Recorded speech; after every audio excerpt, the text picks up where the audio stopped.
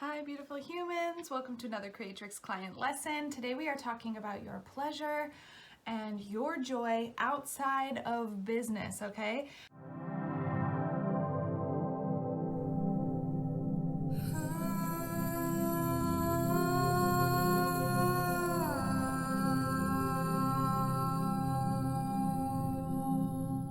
I had a client who was kind of having a rough time, and I asked, is this just in life in general, or is this in biz right now? Just kind of trying to, drill down what we needed to work through that day.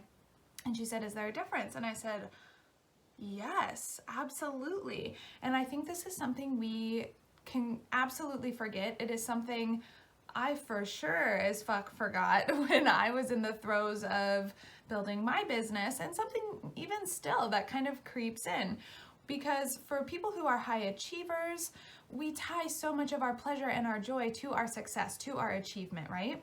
And so the number one pleasure mindset that is going to transform the way you approach your business is, I get to feel good for the sake of feeling good, right? And this is creatrix energy, okay? It is, I'm not here to accomplish my goals and dreams in order to feel a certain kind of way. I feel good about who I am and what I can accomplish, and that's why I go creatively express myself. It's such a subtle shift, but it is so profound, you guys, okay? You get to feel good for the sake of feeling good. And this is a whole discussion. We could go into capitalism mindsets and how all of our feel good feels are tied to productivity, right? And so it's just, you just get to, point blank, you get to feel good for the sake of feeling good just because you are. Just because you exist. Just because you're fucking magic already, okay? And when we're approaching business from that place, that state of being, okay, that mindset and that feeling state, it just changes the game, because we're not building our business to prove something. We're not building our business to finally feel worthy, right? It is that shift of, no, I'm fucking badass already. And because I'm so badass, I get to go create and express and share that because it feels good, right? Because it feels good to share my magic in medicine, okay? It's just a totally different shift. And so we might understand this conceptually. We might have a knowing around that. But it's an entirely different experience to have it be embodied, right? To have it not be conceptual, but to have it be alive in our bodies. And so the way we do that, is we go fucking feel good just for the sake of feeling good. And we do it outside of business, right? Part of my whole message is about incorporating pleasure and what feels good for you into your business, so that your business is unique to you, so that it turns you on, so that it is, soul-led, passion-led, heart-led, whatever you want to call it, right? But the other piece to that is that you are not your business. You are not your business. Your business is an expression of you. So there's this separation that needs to occur between yourself and biz, right? And you get to feel good for the sake of feeling good. And so that isn't just about including and infusing pleasure into your business. It's about who you are outside of the business as well, because you're a whole fucking human, okay? And so when you get into some of the challenging times or the nitty-gritty times where you're really invested in the business, it is so super important to ask yourself, what is bringing me pleasure and joy outside of this creative project? Where is my joy being sourced from? Where is my pleasure being sourced from? And if you don't have an answer to that, it's time to go have fun. It's time to go connect to your desire.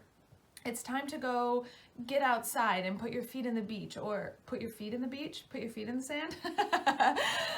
Take a dance class, go do something fun, reignite that I get to feel good for the sake of feeling good, right? My pleasure and joy, even though it's connected, it isn't contingent upon my achievement, right? It isn't contingent upon the business or the business's success.